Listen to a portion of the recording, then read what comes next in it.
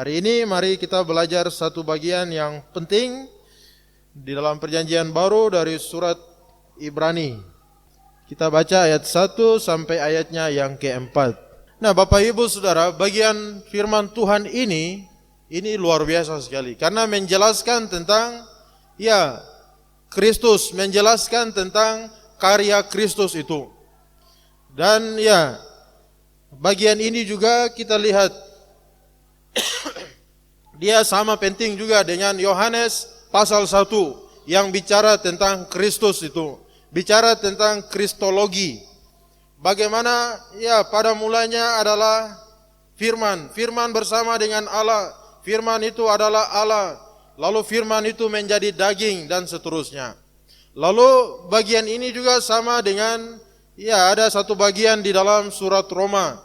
Kemudian di dalam Filipi pasalnya yang kedua, bagaimana Kristus itu Allah yang mengosongkan dirinya, mengambil rupa seperti manusia. Dia telah merendahkan diri taat sampai mati, bahkan merendahkan dirinya. Kemudian di dalam Ibrani yang kita baca tadi. Nah, Bapak Ibu Saudara, tetapi di sini ada satu bagian yang menarik sekali, karena dia bilang begini, ayat 1. Setelah pada zaman dahulu Allah berulang kali dan dalam pelbagai cara berbicara kepada nenek moyang kita dengan perantaraan nabi-nabi. Nah, di sini penulis ini dia bilang bahwa dahulu kala Allah itu adalah Allah yang berbicara kepada kita. Jadi Allah kita adalah Allah yang berbicara kepada kita. Nah, Allah berbicara kepada nenek moyang kita di situ dia bilang. Jadi ini satu prinsip, satu kebenaran di dalam iman Kristen kita, bahwa kita percaya ada Allah. Allah itu ada. Lalu Allah yang ada itu Allah yang kelihatan atau tidak? Nah, kita percaya kepada Allah yang tidak kelihatan, tetapi Allah itu ada. Allah yang ada yang tidak kelihatan ini siapa? Nah, Allah yang siapa itu? Allah yang berbicara kepada kita atau tidak? Kemudian Allah yang berbicara kepada kita, dia bicara itu lewat apa? Melalui apa? Perantaranya itu apa? Nah, ini luar biasa. Allah kita adalah Allah yang berbicara kepada kita. Allah yang berkata-kata kepada kita. Oh, ini luar biasa. Kalau dia Allah yang berbicara, berarti ada hal penting yang dia sampaikan kepada kita. Nah, itu sebabnya di dalam bagian-bagian Alkitab ada disinggung tentang bagaimana Allah itu Allah yang berbicara kepada kita. Nah, hari ini kita senang bicara dengan orang. Bahkan kita perlu bicara dengan orang. Ada orang yang dia bisa stres kalau dia tidak bicara dengan orang. Siapa orang itu? Dia adalah kaum Hawa. Dia harus keluarkan kata-kata, berbicara. Kalau dia tidak bicara, nanti dia stres, dia marah-marah, dia ribut sendiri, dia kacau sendiri, dia aksi sendiri. Dan setiap hari itu harus 500 kata, 5.000 kata itu harus keluar.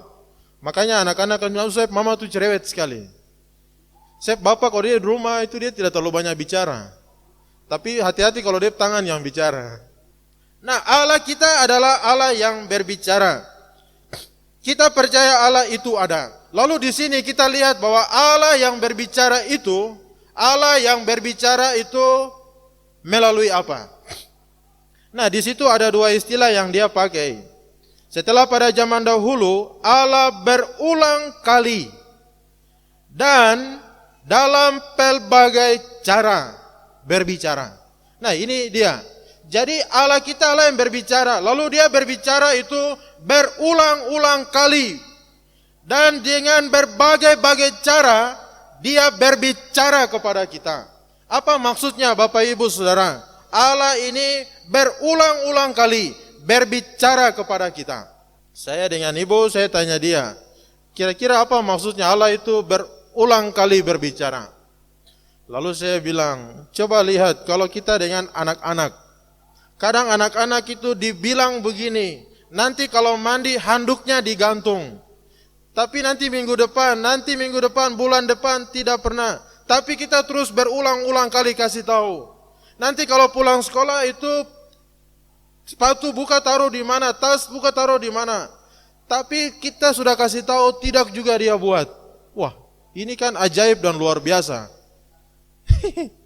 Tapi orang tua dia akan terus berulang-ulang bicara, berulang-ulang kasih tahu. Nah, di sini juga penulisnya dia bilang bahwa Allah itu berbicara berulang-ulang kali dan dengan dalam berbagai-bagai cara berbicara kepada kita. Nah, berarti apa yang kita belajar di sini? Allah yang berulang-ulang berbicara karena memang Allah yang bicara itu dia sungguh-sungguh bicara kepada kita. Amin. Allah sungguh-sungguh, dia serius, dia tidak bercanda, dan dia berbicara kepada kita berulang-ulang dengan berbagai-bagai cara bicara kepada kita. Nah, jadi Allah bicara itu bukan hanya satu kali, bukan hanya dua kali, tetapi berulang-ulang kali. Lalu Allah bicara tidak hanya melalui satu orang, tetapi melalui berbagai-bagai macam orang. Karena memang Allah membuktikan bahwa dia ada.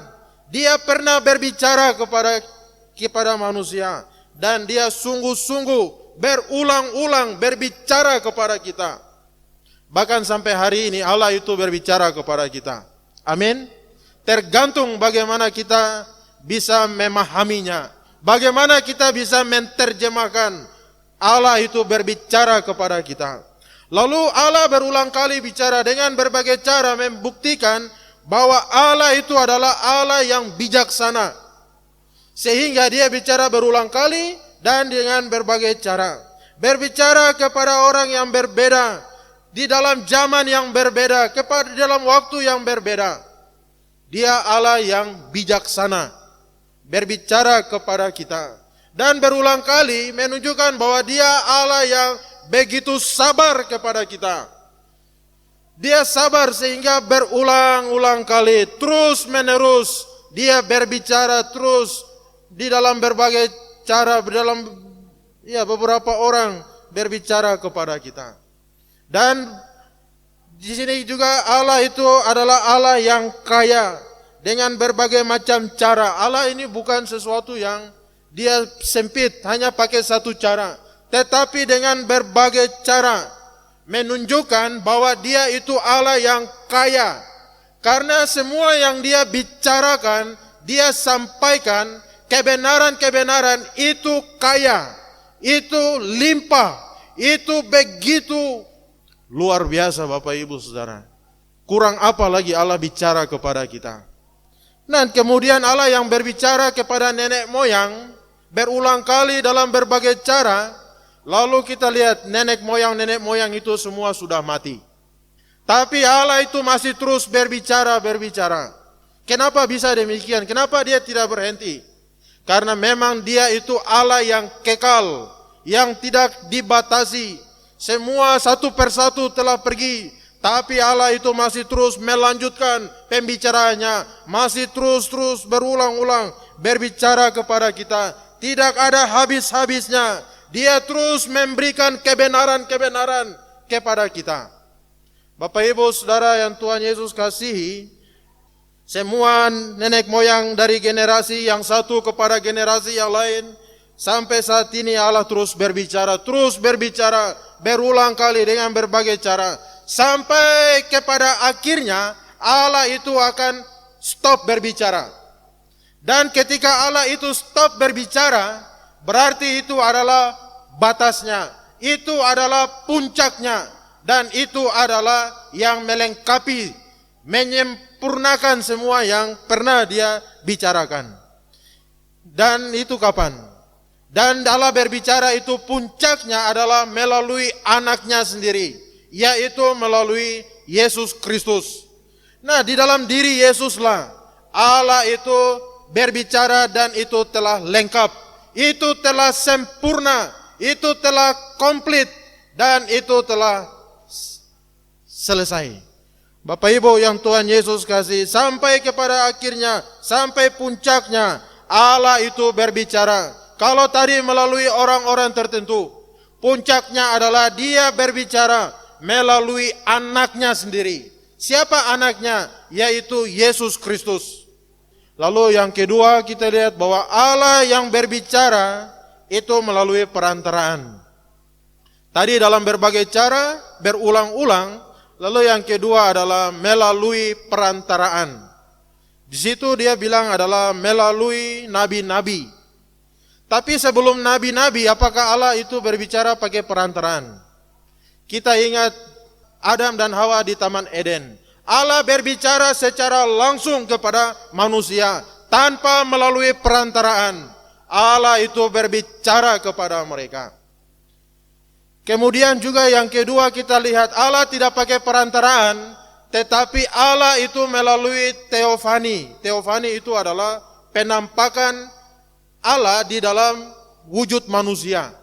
Nah, itu sebabnya 3 orang yang datang kepada Abraham memberitahukan tentang Sodom itu, salah satunya itu adalah Kristus yang hadir di dalam perjanjian lama itu.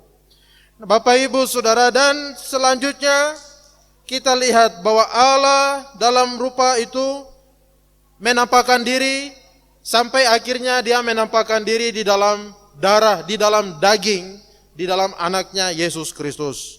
Nah, Bapak Ibu Saudara, selain Abraham, kita ingat bagaimana Tuhan itu berbicara kepada Musa tanpa melalui perantaraan. Musa waktu dia kerja, waktu dia urus gembala domba itu, dia lihat ada semak yang menyala-nyala tapi tidak terbakar. Lalu ada suara yang datang kepadanya. Jadi Allah sebelum nabi-nabi, Allah berbicara secara langsung kepada manusia. Lalu yang berikut itu adalah dia memakai para nabi-nabi. Dan semua pembicaraan itu di dalam perjanjian lama Allah simpulkan melalui nabi-nabi. Bayangkan Bapak Ibu Saudara, begitu banyak nabi-nabi di dalam perjanjian lama. Tadi malam ada satu lagu di grup itu jemaat, lagu tentang kitab-kitab itu. Ada berapa banyak kitab. Nah, kitab-kitab ini kan ada 66 kitab. 39 perjanjian lama, 27 perjanjian baru. Dan itu luar biasa Tuhan beri bagi kita. Nah, nabi-nabi, bagi kita nabi itu mulai dari mana? Nabi itu mulai dari siapa? Musa. Iya toh? Nabi mulai dari Musa. Karena Musa itu adalah nabi. Tapi Yesus bilang di dalam Matius 23 itu, Yesus kecam ahli Taurat, orang Yahudi yang membunuh nabi-nabi. Yesus dia bilang, engkau yang membunuh nabi-nabi, mulai dari Habel sampai kepada Zakaria. Yesus konfirmasi bahwa nabi itu mulai dari Habel. Jadi Habel, waktu Kain bunuh Habel itu Alkitab Yesus bilang bahwa Habel itu nabi. Nah, kalau Bapak Ibu, kalau di dalam Islam kalau dalam Islam mereka anggap nabi itu dari mana? Nabi itu dari Adam. Adam mereka anggap itu nabi. Jadi di dalam Islamologi itu mereka percaya bahwa Allah itu memberikan ada 104 wahyu kepada manusia. Kemudian 104 wahyu itu 100-nya hilang. Wahyu yang daripada Tuhan. Lalu hanya sisa 4 saja. Nah, 4 ini mereka percaya bahwa yang pertama itu adalah Taurat. Yang kedua adalah Zabur. Lalu yang ketiga itu Injil. Yang keempat itu Al-Quran. Jadi sisa 4. Lalu di yang 4 ini yang lebih tinggi daripada 3 yang lain ini. Al-Quran itu lebih tinggi. Jadi bagi mereka Tuhan memberikan 104 wahyu. 100-nya hilang, sisa 4. Yang 4 itu lebih tinggi dari 3 yang lain. Lebih tinggi dari Injil. Nah, Tuhan memberikan Taurat itu kepada siapa? Bagi mereka bahwa memberikan Taurat itu kepada Musa. Kemudian memberikan Zabur itu kepada Daud. Lalu memberikan Injil itu kepada Isa. Lalu Al-Quran itu kepada Muhammad. Nah, kalau kita bagaimana? Kita berbeda. Kita percaya bahwa Allah yang memberikan firman kepada manusia, Allah itu berkuasa menjaga firman itu sehingga tidak ada yang hilang, tidak ada yang tercecer. Tuhan itu sanggup pelihara. Firman yang Dia berikan, Dia sampaikan kepada manusia. Bapak Ibu yang Tuhan Yesus kasihi, Allah itu berbicara kepada nenek moyang kita berulang-ulang kali dengan berbagai cara, terus menerus Dia berbicara kepada kita. Allah yang berbicara, Allah yang menyampaikan semua rencananya, semua kehendaknya kepada manusia. Dan puncaknya itu adalah di dalam anaknya, yaitu Yesus Kristus. Bapak Ibu yang Tuhan Yesus kasihi, jadi ketika Yesus itu berbicara, Dia berbicara dari pihak Allah. Dan Dia menyempurnakan semua yang pernah Tuhan itu berbicara, sampaikan dari dalam perjanjian lama. Nah, berarti kita belajar satu hal, bahwa wahyu itu ada komplitnya. Wahyu itu ada sempurnanya. Wahyu itu ada batasnya, ada puncaknya. Dan Tuhan ketika sudah mencapai puncaknya, Tuhan tidak lagi memberikan wahyu. Itu sebabnya di dalam beberapa minggu yang lalu, Roh Kudus masih bicara ke tidak? Sampai hari ini. Ya, Roh Kudus masih bicara. Tapi, ada tapinya. Salah satu tapi adalah Roh Kudus tidak memberikan wahyu yang baru lagi. Karena Roh Kudus akan mengingatkan kita segala sesuatu yang pernah Yesus sampaikan. Jadi kalau ada orang bilang, Roh Kudus bicara kepada saya tadi malam, dan yang disampaikan itu bertentangan dengan Alkitab, berarti itu salah. Berarti itu keliru. Karena Roh Kudus, Dia akan menjelaskan segala sesuatu di dalam firman Tuhan. Nah, Bapak Ibu Saudara, melalui kehadiran Yesuslah pembicaraan Allah itu menjadi lengkap. Karena Kristuslah Allah adalah wahyu Allah yang tertinggi. Nah, itu sebabnya Yesus bilang, kalau kamu lihat aku, berarti kamu bukan lihat aku, tapi kamu lihat Bapa yang mengutus aku. Kalau kamu percaya kepadaku, kamu bukan percaya kepadaku, percaya kepada Bapa yang mengutus aku. Kalau kamu menolak aku, berarti kamu bukan menolak Yesus itu, tapi menolak Allah yang mengutus Yesus. Berarti Yesus ini siapa? Yesus ini adalah gambaran Allah yang tidak kelihatan, sekarang kelihatan di dalam wujud diri Yesus sendiri. Dan Yesus ini adalah wahyu Allah yang tertinggi, yang melengkapi semua yang pernah Allah itu sampaikan. Bayangkan, tidak ada nabi yang berani bilang bahwa kalau lihat saya, kamu sama saja lihat Tuhan. Tidak ada. Yesaya tidak berani bicara begitu. Bahkan Yohanes Pembaptis yang membawa pembaharuan itu, Yohanes tidak berani bicara bahwa kalau lihat saya, kamu lihat Tuhan. Tapi waktu Yohanes lihat Yesus, Yohanes bilang, lihatlah anak domba Allah yang memberi keselamatan kepada umat manusia. Jadi semua nabi-nabi perjanjian lama, jari mereka itu menunjuk kepada satu pribadi. Terus menunjuk kepada satu pribadi. Tidak ada yang tunjuk diri mereka. Karena mereka hanya perantaraan. Tapi begitu sampai kepada Yesus, tiba Yesus hadir, Yesus bilang, kalau lihat saya, kalian lihat Allah. Dengar saya, kalian dengar Allah. Percaya kepada saya, kalian percaya kepada Allah. Bapak Ibu luar biasa. Lalu bagaimana dengan rasul-rasul? Kalau wahyu itu sudah lengkap, kalau Allah berbicara itu sudah sempurna, stop di Yesus itu. Lalu rasul-rasul dan seterusnya bagaimana?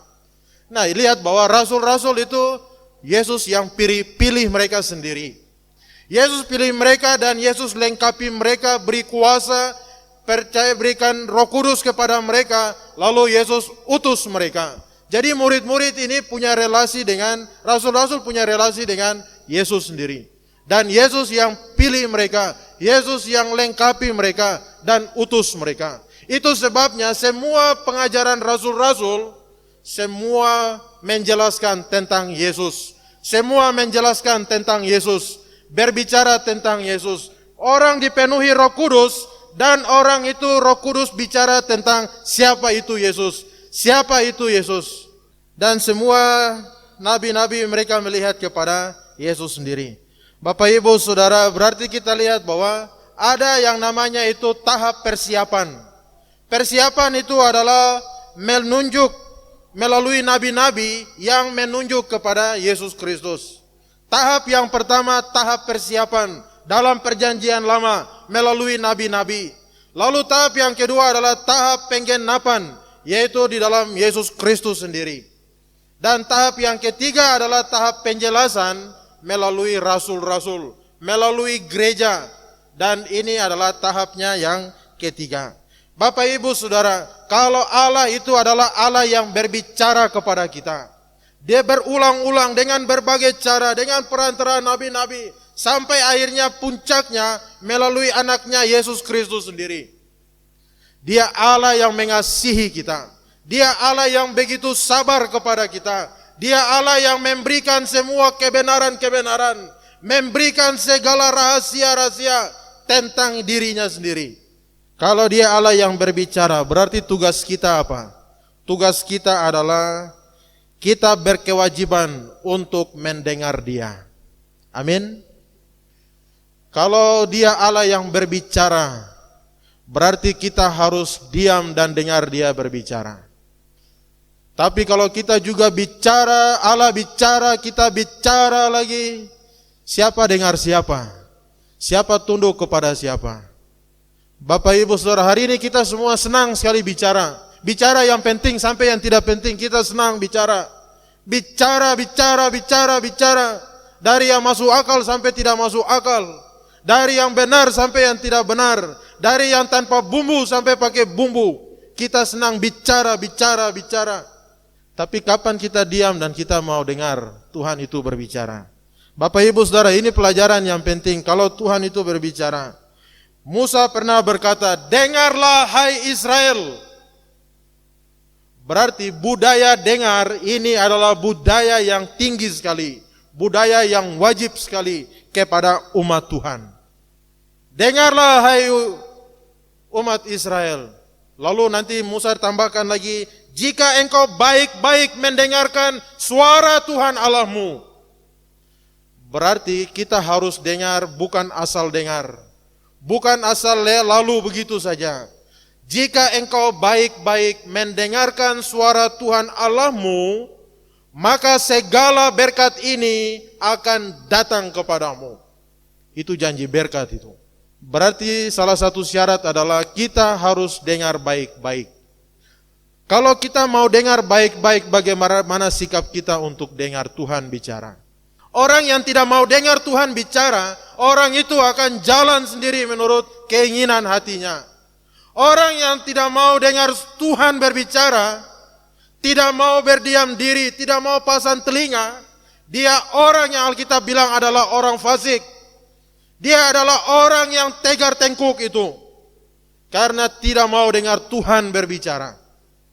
Bapak Ibu yang Tuhan Yesus kasihi, kita senang dengar-dengar lagu, kita senang dengar-dengar berita, tapi kita senang tidak dengarkan Tuhan berbicara kepada kita. Lewat kebenaran firman Tuhan, lewat kitab suci, Tuhan berbicara. Berulang-ulang, dalam berbagai-bagai cara, Tuhan itu bicara kepada kita. Terus menerus berbicara, menyampaikan rencana kehendaknya, dan menyampaikan semua kebenaran itu. Bapak Ibu Saudara, kalau kita mau jadi orang yang diberkati oleh Tuhan, jadilah orang yang mau dengar Tuhan itu berbicara kepada kita. Kalau kita punya pergumulan, kita punya masalah hidup, jangan kita cari solusi di tempat yang lain. Datang kepada Tuhan, biarkanlah Tuhan berbicara lewat firman-Nya dan memberikan solusi kepada kita. Banyak orang punya masalah, justru mereka lari ke tempat yang lain. Banyak orang punya kesulitan, justru mereka cari solusi ke tempat lain. Bapak Ibu, jika engkau baik-baik mendengarkan suara Tuhan Allahmu. Di dalam kelas, seorang murid, seorang pelajar, mahasiswa atau murid, Seorang murid yang baik, waktu di dalam kelas dia akan pasang telinga itu baik-baik. Dia tidak mau semua penjelasan dari dosen itu lewat begitu saja. Kalau dia bisa rekam, dia rekam. Dia pulang, dia belajar lagi baik-baik. Dia mengerti lagi kalimat-kalimat itu. Supaya dia mengerti, dia memahami, dan dia tahu apa yang dimaksudkan. Tapi seorang murid yang asal-asalan, dia hanya datang saja di kelas. Tetapi pikirannya itu lari ke tempat yang lain. Memang telinga itu terbuka, mata terbuka, tapi pikirannya terbuka ke tempat yang lain. Hatinya itu dia tutup rapat-rapat. Pernah saya punya guru, dia bilang begini, karena mungkin dia jelaskan kita tidak mengerti. Dia bilang, kami itu sama seperti ikan di pasar saja. Ikan di pasar itu orang jual, mata terbuka tapi sudah mati. Ya, saya pernah bilang begini, berilah aku telinga seorang murid. Tujuannya apa? Supaya kita mau dengarkan Tuhan bicara kepada kita. Dan di dalam Injil Yesus pernah sampaikan berulang kali, barang siapa bertelinga, hendaklah ia mendengar. Orang yang mau mendengarkan Allah berbicara, orang itu akan diberkati oleh Tuhan. Bapak Ibu Saudara, Tuhan berbicara itu lewat apa? Jangan pergi naik ke gunung, berdoa kepada pohon-pohon besar di gunung. Jangan pergi ke batu-batu besar. Jangan pergi ke tempat-tempat tertentu untuk mencari suara Tuhan di sana. Tidak ada di sana. Di sana hanya ada suara iblis, suara setan yang ada di sana. Di alam ini Bapak Ibu Saudara, hati-hati. Karena kita bisa disesatkan. Karena alam ini semua bicara tentang kemuliaan Allah. Tapi kalau kita menyembah alam, kita menyembah ciptaan Tuhan, berarti kita sudah tersesat. Kita tidak lagi sembah alam-alam itu. Bapak Ibu Saudara yang Tuhan Yesus kasih, perhatikan bahwa Abraham, kenapa dia keluar dari Ur, dari Mesopotamia. Padahal Mesopotamia itu kota yang begitu maju, kota yang begitu luar biasa. Bayangkan orang bisa buat ukiran-ukiran itu begitu hebat sekali. Dengan benda-benda logam-logam yang sudah bagus sekali. Emas-emas yang murni sekali. Padahal itu zaman dulu sekali. Teknologi belum ada. Tapi orang sudah bisa buat emas itu. Lalu mereka buat menjadi patung untuk mereka sembah. Di kota Ur, Mesopotamia, semua suku-suku itu punya dewa. Dalam dunia kuno, setiap suku punya dewa. Punya kepercayaan, mereka percaya kepada dewa bangsa. Karena dewa bangsa ini adalah dewa kehidupan. Dewa yang menjaga, memelihara, yang menolong mereka, memberi kekuatan untuk mereka perang, untuk mereka menang. Setiap suku punya dewa masing-masing. Nah, itu sebabnya Abraham waktu kecil, dia mulai lihat, ini kenapa semua ada patung. Semua rumah ada patung, mereka menyembah dewa. Lalu dia mulai tidak percaya bahwa ada dewa. Lalu dalam cerita bilang bahwa bapaknya Abraham itu dia seorang yang buat patung. Lalu di rumahnya itu mereka jual patung. Rumahnya itu penuh dengan patung-patung semua, dia jualan di sana. Itu mata pencaharian bapaknya. Patung yang besar, patung yang kecil, orang yang mau beli patung itu dewa itu datang beli di situ. Sampai satu kali bapaknya bilang, Abraham, bapak mau pergi, kau jaga rumah, kau jaga patung semua itu. Waktu bapaknya pergi, lalu dia mulai bicara di dalam hati, ini batu kok jadi dewa. Ini kok hanya benda-benda ukiran-ukiran, tapi ini dibilang Allah. Akhirnya apa yang dia buat? Yang dia buat adalah dia kasih rubuh semua patung-patung di rumah itu. Kasih hancur semua. Patung semua itu jatuh tergeletak kiri kanan. Kepala patah, leher patah, tangan, kaki patah, badan patah. Sampai begini bapaknya pulang. Waktu dia bapak pulang, dia bapak lihat begini, semua patung-patung ini patah. Lalu dia mulai marah, Abraham, siapa yang bongkar semua ini, patung-patung? Abraham bilang, bapak saya tidak tahu. Tidak mungkin. Pasti ada orang masuk. Atau siapa yang? Abraham bilang, tidak ada bapak. Tidak ada orang masuk. Lalu kenapa bisa begini? Dia bilang, tadi waktu Bapak pergi, saya lihat bahwa patung-patung itu berkelahi satu dengan yang lain. Lalu mereka baku pukul, mereka baku lawan satu dengan yang lain. Akhirnya jatuh kiri kanan, patah semua. Bapaknya bilang, tidak mungkin. Ini kan hanya batu. Tidak mungkin mereka berkelahi. Abraham bilang, nah, Bapak bilang sendiri. Itu kan batu. Kalau itu batu, kenapa bilang itu dewa? Kenapa percaya bahwa dia bisa menolong? Akhirnya Bapak Ibu Saudara, bapaknya itu dia mulai percaya kepada Abraham. Sehingga waktu Tuhan panggil Abraham keluar, bapaknya itu ikut. Karena bapaknya tahu bahwa anak ini dia lain. Dia punya firasat, perasaan ini, agama ini kuat sekali. Abraham tinggalkan Ur Kasdim, Ur Mesopotamia, kota yang penuh dengan penyembahan berhala. Dia pergi, dia tinggalkan itu. Tuhan panggil dia. Itu sebabnya Kejadian 12, Tuhan berbicara kepada Abraham. Tuhan panggil Abraham. Dan itu pertama kali Allah berbicara kepada pribadi manusia. Kepada satu orang, individu, Tuhan panggil Abraham. Dan Abraham itu keluar dari Ur. Tuhan panggil dia pergi kemana? Pergi ke satu negeri. Waktu Tuhan panggil dia, Tuhan tidak kasih tahu tempat detailnya seperti apa. Tapi Abraham dia taat, dia pergi. Nah, itu sebabnya dari Abraham itu dia punya sumbangsi yang besar sekali di dalam dunia agama. Dan melalui Abraham ini kita lihat hari ini ada 3 besar agama yang percaya kepada iman Abraham itu. Siapa mereka?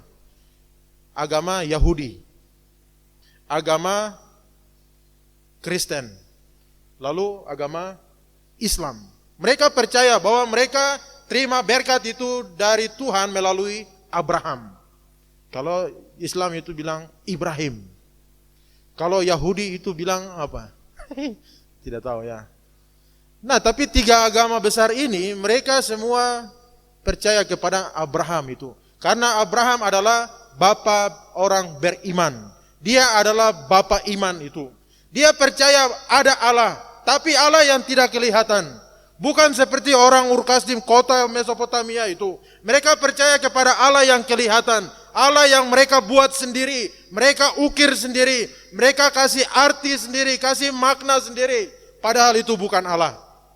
Abraham bilang, saya tidak percaya. Saya percaya ada Allah lain. Allah yang tidak kelihatan, tapi dia Allah yang ada. Dan dia Allah yang sudah panggil saya keluar. Itu sebabnya dari Abraham baru lahirlah semua yang lain. Sebelum ada Yahudi, belum ada Israel, belum ada. Tuhan panggil Abraham itu lebih dulu. Bapak Ibu yang Tuhan Yesus kasihi, Allah kita adalah Allah yang berbicara. Kalau kita mau perjalanan hidup kita baik-baik, mari siapkan diri kita, siapkan waktu kita setiap hari untuk berdiam diri, mendengarkan Tuhan berbicara kepada kita. Tuhan berbicara itu tidak lagi pakai barang-barang lain. Tuhan bicara itu lewat firman Tuhan. 66 kitab ini. Bapak Ibu, kitab ini luar biasa, kaya sekali, limpah sekali. Tuhan berbicara kepada kita lewat 66 kitab dalam Alkitab. Tapi apakah kita senang baca? Kita senang dengar? Kita senang belajar? Faktanya adalah kita tidak senang dengar Tuhan bicara kepada kita.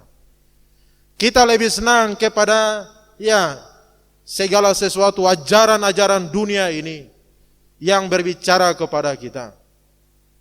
Padahal semua ilmu pengetahuan dunia ini mereka ambil dari Alkitab. Tapi heran orang Kristen justru pergi cari kepada KW-KW-nya yang lain, tidak datang kepada sumbernya. Bapak Ibu Saudara yang Tuhan Yesus kasihi, hai Israel, dengarlah, Tuhan itu Allah yang esa. Jikalau engkau baik-baik dengar suara Tuhan Allahmu, nanti di dalam akhir zaman, di dalam Timotius itu akan datang masa yang sukar. Kapan itu? Orang-orang akan mengumpulkan guru-guru menurut Ya, keinginan telinga mereka sendiri. Mereka akan membuka telinga mereka terhadap dongeng-dongeng, membuka telinga mereka terhadap segala sesuatu yang lain. Dan mereka tidak akan buka telinga mereka mendengarkan suara Tuhan Allah kita. Hari ini ada berbagai macam fasilitas kiranya menolong kita untuk terus berkomunikasi, mendengarkan suara Tuhan, berbicara kepada kita. Setiap hari Tuhan mau bicara kepada kita. Setelah Tuhan bicara kepada kita, respon kita adalah kita akan mengucap syukur. Maria, Bapak Ibu Saudara, Ibu Yesus, waktu malaikat datang bicara kepada dia, dia diam dan dia dengar. Salam hai engkau yang dikaruniai, Tuhan besertamu. Engkau akan mengandung bayi dalam kandunganmu dari Roh Kudus. Anak ini akan besar. Maria diam, dia ikuti, dia tangkap apa maksudnya.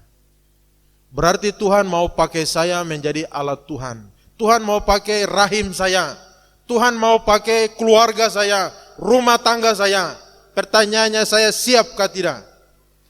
Kalau Maria juga, malaikat bicara, Maria bicara banyak juga. Tidak tahu siapa dengar siapa, siapa ikut siapa. Nah, hari ini biarlah kita menjadi orang yang bijak. Tuhan kita adalah Allah yang berbicara kepada kita. Berarti kita harus menjadi umat yang dengar-dengaran kepada suara Tuhan. Yesus bilang, dombaku mendengarkan suaraku. Kiranya Tuhan memberkati, kita berdoa.